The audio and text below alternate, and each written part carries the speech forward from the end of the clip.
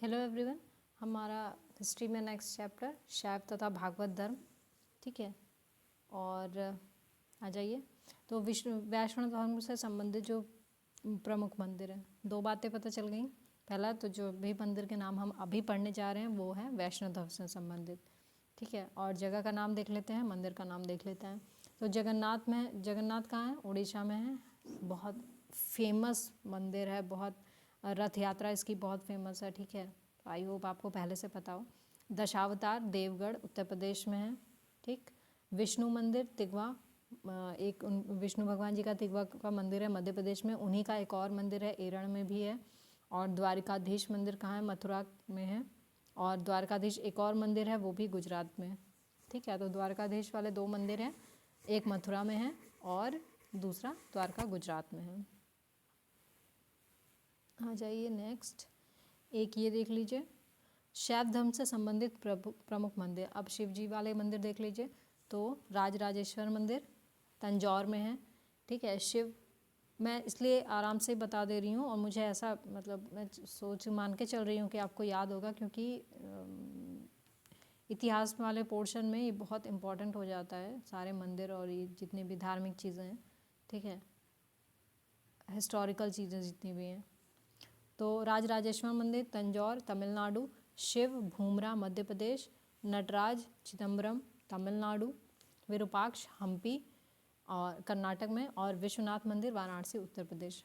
एक तो पता ही है विश्वनाथ मंदिर, जो सबसे मतलब अभी बहुत फेमस भी रहा है 2-3 साल में, ठीक है। ये हो गया।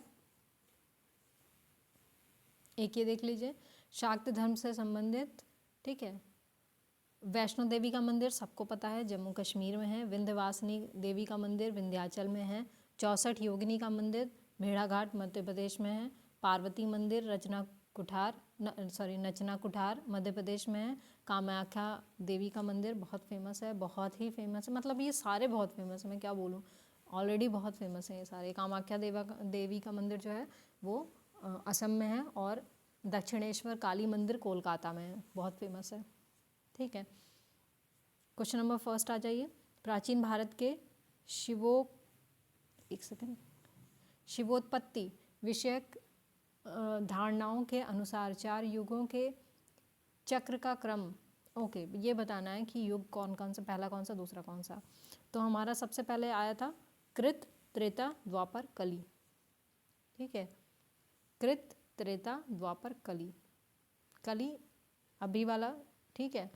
और उससे पहले द्वापर, उससे पहले त्रेता और उससे पहले कृत।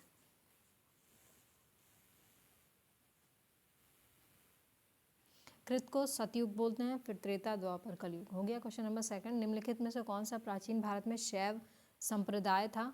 तो मत्त मयूर था, शिव से संबंधित मत्त मयूर।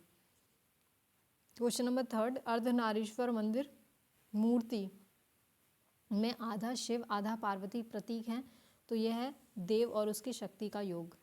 अब वो पुरुष नारी वाला ये नॉर्मल ह्यूमन माइंड के लिए, कॉमन लोग के लिए होगा। देवी देवता का योग वो वाला ठीक है, कॉमन लोग के लिए बोलने में ठीक है, लेकिन एक्चुअली वो है देव और उसकी शक्ति का योग। प्राचीन काल के अर्धनारीश्वर के रूप में शिव की कल्पना की गई है, जो पुरुष और प्रकृति अथवा देव और उसकी शक्ति के योग को दर्शाता है। शिव और पार्वती की संयुक्त मूर्तियाँ गुप्त युग में और उसके परवर्ती युग में विशेष रूप से उकेरी गई हैं, ठीक है। ये याद करने वाली बात है, इसमें स्टार लगा दीजिए। इसी संयोग का वर्णन कालिदास ने कुमार संभवम में, अब देखिए कालिदास का क्या है, कुमार संभव है, ठीक है, उनकी पुस्तक का रचना जो है उनकी वो है। तो उसी में ये बताया गया है कि अत्यंत यत्नपूर्वक किया गया है, मतलब इसके बारे में बताया गया है। शिव और पार्वती का परस्पर इतना तादाद में हुआ कि दोनों की सन्निहित मूर्ति अर्धनारीश्वर के रूप में समाज में चल पड़ी, ठीक है। क्वेश्चन नंबर 4, नयनार कौन थे? तो मैंने ऐसे याद किया है कि जैसे नयन, ठीक है, नयन तो हमारे पास, वैसे तो सभी के पास 2 नयन है, लेकिन एक खास है, शिव जो है वो खास है, उनके पास 3 नयन है, तो मैंने उनको नयन से वैसे जोड़ के शिव से जोड़ दिया है। तो मे बी बहुत से लोगों को कन्फ्यूज़न हो सकता है, जिन्हें ये नहीं आता उनके लिए शायद काम कर जाए। पूर्व मध्यकाल में भक्ति भावना का प्रचार प्रसार मुख्यतः दक्षिण भारत में, विशेषकर तमिल क्षेत्र में हुआ था, ठीक है। पूर्व मध्यकाल में टाइमिंग देखिए, पूर्व मध्यकाल, भक्ति भावना कब, कहाँ, दक्षिण भारत में, तमिल क्षेत्र में।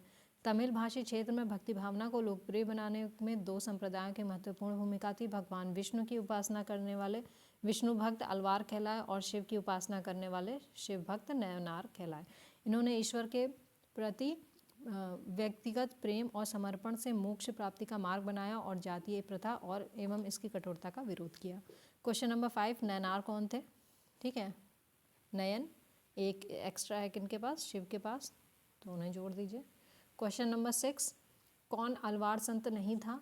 तो तिरुज्ञान नहीं थे। और कौन थे? तो ये पोएगई, पुडम और तिरुमंगई, ये अलवार यानी विष्णु के जी के भक्त थे, और तिरुज्ञान जो थे वो शिव जी के भक्त थे। तो तीन नाम याद करिए, पोएगई, पुडम, तिरुमंगई, विष्णु जी से संबंधित है, यानी अलवार संत थे।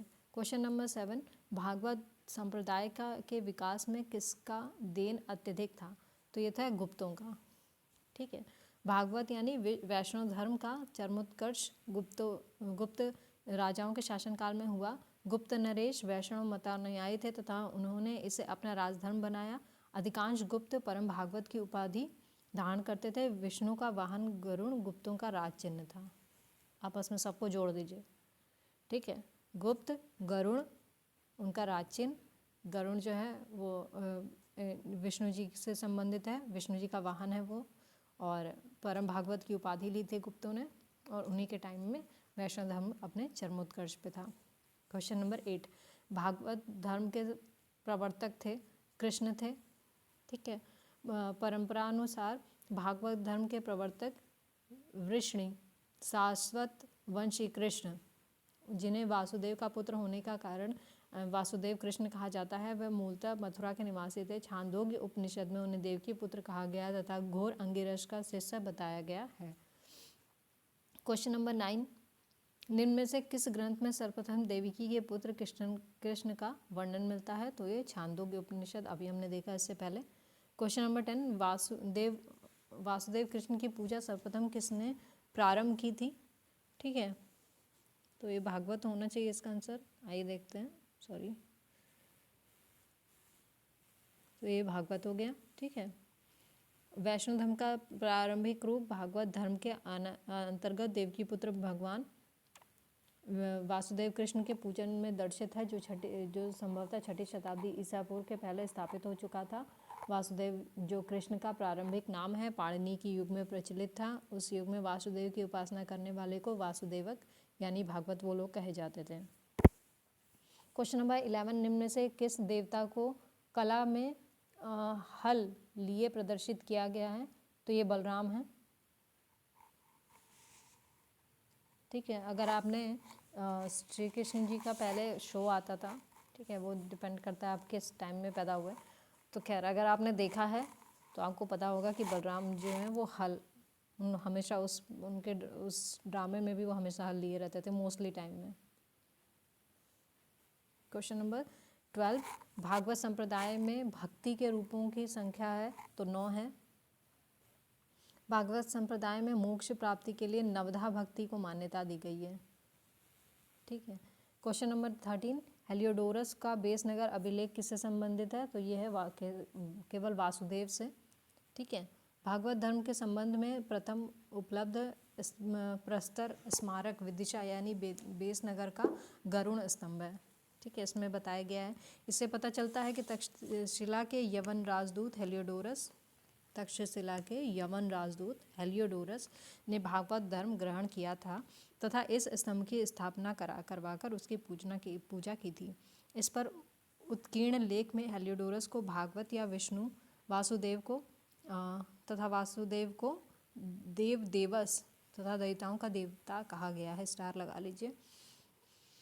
तो हेलियोडोरस ने जो भी चीज़ें मतलब उस पर भागवत धर्म के बारे में बेसनगर में जो भी गरुड़ स्तंभ के बारे में कहा गया है, उसमें क्या कहा गया है कि हेलियोडोरस जो था उसको भागवत तथा वासुदेव को देवस अर्थात देवताओं का देवता कहा गया है।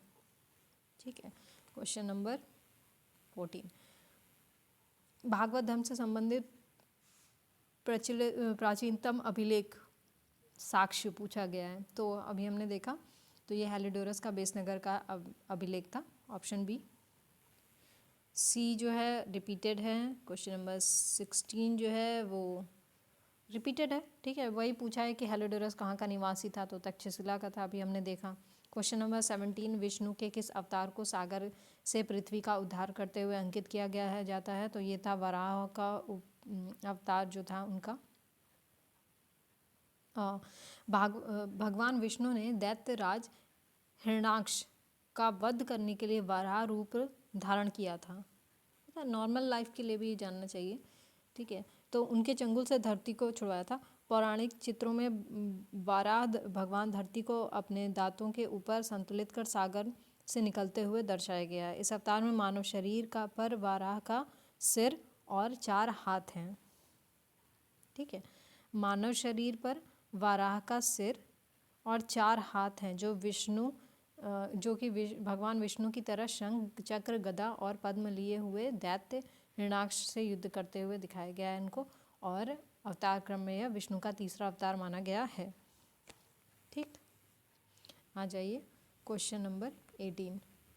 भारत में आस्तिक और नास्तिक संप्रदाय में कौन सा विभेदक लक्षण है, तो ठीक है, वेदों की प्रामाणिकता में आस्था, ठीक है। जो आस्तिक है नास्तिक विभेदक, ठीक। आ जाइए, क्या बोल रहा है कि राममूर्ति पाठक जो व्यक्ति हैं उनके अनुसार आस्तिक और नास्तिक संप्रदाय के वर्गीकरण का आधार कभी वेद प्रमाण में विश्वास रहा है, तो कभी ईश्वर की सत्ता में विश्वास रहा है।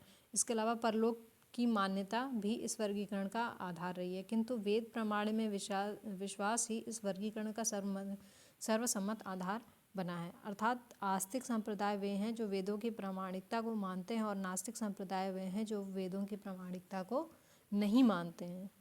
तो विभेदक मतलब दोनों को डिवाइड करने वाला, ठीक है। तो वेदों के बारे में ये चीज़ है। क्वेश्चन नंबर 19 निम्नलिखित में से कौन मोक्ष के साधन के रूप में ज्ञान, कर्म तथा भक्ति को समान महत्व देता है, तो भगवत गीता है, ठीक है। ज्ञान, कर्म और भक्ति की बात कौन करता है, भगवत गीता। ये आप ज़रूर एक बार पढ़ लें, इसका मतलब पढ़ लें।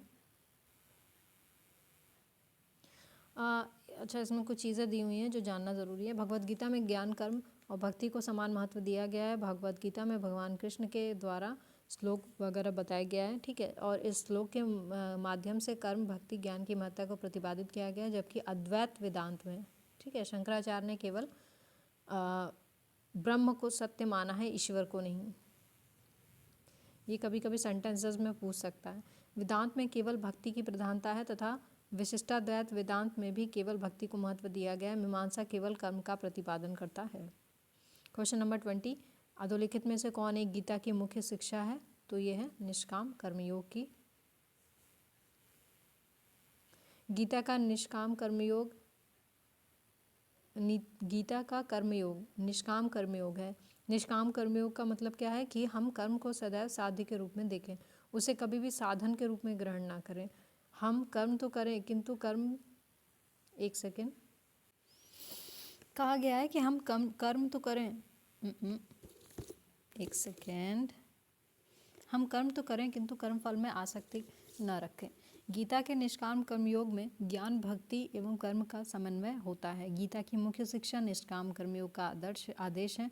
गीता स्वयं विभिन्न योग मार्गों की तुलनात्मक अध्ययन करके निष्काम कर्मयोग की श्रेष्ठता को स्वीकार करती है। आधुनिक युग में लोकमान्य तिलक, महात्मा गांधी आदि विचारकों ने कर्मयोग, विशेषता निष्काम कर्मयोग को ही गीता की मुख्य शिक्षा स्वीकार किया है। क्वेश्चन नंबर 21 निम्नलिखित में से कौन प्रस्थान त्रयी में सम्मिलित नहीं है, तो यह है भागवत धर्म। उपनिषद, ब्रह्मसूत्र और भगवत गीता को वेदांत का प्रस्थान त्रयी कहा गया है। किसको? उपनिषद, ब्रह्मसूत्र और भगवत गीता, ठीक है, इसको प्रस्थान त्रयी कहा गया है क्योंकि ये वेदांत के सर्व प्रमुख ग्रंथ हैं। इनमें भी उपनिषद मूल प्रस्थान है और शेष 2 उन पर आधारित माने जाते हैं। वेदांत के आचार्यों में जिन्होंने ब्रह्मसूत्र पर भाष्य लिखा, अपने अपने वेदांत संप्रदायों की प्रतिष्ठा की, और उसमें शंकराचार्य सबसे प्राचीन है। क्वेश्चन नंबर 22, वह प्राचीन स्थल जहाँ 60,000 मुनियों की सभा में संपूर्ण महाभारत कथा का वाचन किया गया था, तो वो था नैमिसारण। नैमिसारण कहाँ है? सीतापुर में है। ठीक है, सीतापुर कहाँ है? लखनऊ के बगल में है। ठीक है, यहीं पर सुत गोस्वामी ने सौनक और अन्य मुनियों के समक्ष संपूर्ण महाभारत कथा का वाचन तब किया था जब वे यज्ञ संपन्न कर रहे थे। इसके पूर्व महाभारत कथा का वाचन वैशंपायन ने राजा जन्मेजय के लिए किया था। वैशंपायन, जन्मेजय, राजा जन्मेजय। क्वेश्चन 23, रामायण के किस कांड में राम और हनुमान की पहली भेंट का वर्णन है? किष्किंधा कांड। ओके, क्वेश्चन नंबर, इसमें देख लीजिए, रामायण के रचयिता वाल्मीकि थे। ठीक है, और संस्कृत भाषा में रचित इस आदि ग्रंथ में संस्कृत भाषा में रचित है, और इसमें कुल टोटल 7 कांड या अध्याय हैं। इसका चौथा जो है वो किष्किंधा कांड है, और इसमें दोनों लोग की भेंट की बात की गई है तथा बाली वध एवं सुग्रीव के वानर शासक बनने का वर्णन है। अभी देखिए, दादा दादी होते, ठीक है, खास करके दादियाँ, तो वो ज़रूर आधे से ज़्यादा लोग को ये चीज़ें पता होती। ठीक है, क्योंकि बड़ों का उस टाइम पे इन सारी चीज़ों में, वेद में, ग्रंथ में बहुत इंटरेस्ट रहता था। तो ये बच्चों को, पहले के बच्चों को वैसे ही पता होती थी चीज़ें, याद होती थी चीज़ें। क्वेश्चन 24, कालिका पुराण किस धर्म से संबंधित है? तो यह है शाक्त। कालिका पुराण शाक्त धर्म से संबंधित है। कालिका पुराण को कली पुराण भी कहा जाता है। यह हिंदू धर्म की शाक्तवाद परंपरा में 18 पुराणों में से एक है। क्वेश्चन नंबर 25, पुरी में रथ यात्रा किसके सम्मान में निकाली जाती है? तो जगन्नाथ के, भगवान जगन्नाथ हैं उनके लिए। ठीक है, और इसमें कौन कौन है? कृष्ण है, बलराम है, सुभद्रा है। क्वेश्चन नंबर 26, नासिक में कुंभ मेला निम्न से किस नदी के तट पर लगता है? तो गोदावरी नदी है। नासिक में प्रत्येक 12 वर्ष के अंतराल पर कुंभ मेला गोदावरी नदी के तट पर लगता है। कुंभ मेला नासिक के अतिरिक्त हरिद्वार में लगता है, गंगा नदी के तट पर, प्रयाग में गंगा और यमुना के तट पर, और संगम, जिसे संगम भी बोलते हैं, और उज्जैन में शिप्रा नदी। क्वेश्चन 27, ठीक है, जैन, हिंदू, इस्लाम, ईसाई, मदीना, वेटिकन, पावापुरी, वाराणसी। ये क्वेश्चन आप खुद सॉल्व करिए, बहुत बहुत इजी क्वेश्चन है, मैं नहीं कराने वाली। ठीक, ओके, आ जाइए। अब ये देख लीजिए कि कौन कहाँ पे है। तो मदीना पश्चिम सऊदी अरेबिया के हिजाज क्षेत्र में स्थित शहर है।